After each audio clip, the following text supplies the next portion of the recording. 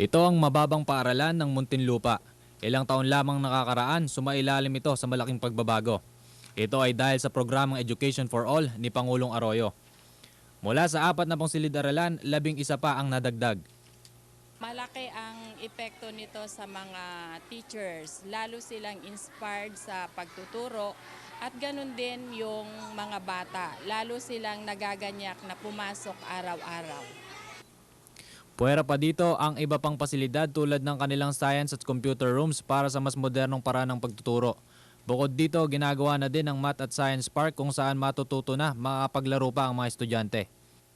Mas ganado po kasi po, dati po walang pong building dito. Tsaka mas maganda pong tignan. Mas ginanahan po kaming mag-aaral at matuto po dahil po nagkaroon po kami ng bagong inspiration para po mas sarap ang pag-igihan yung pag-aaral namin. Ayon sa pamunuan ng eskwelahan, kasabay ng pagbabago ang pagdami ng bilang ng mga estudyante. Mula sa mga private schools, inililipat na kasi dito ng mga magulang ang kanilang mga anak. Kaya mas maraming kabataan ang nakakapag-aral ng libre. Mula sa target ng lokal na pamahalaan na 6,000 classrooms, 600 pa dito ang nadagdag.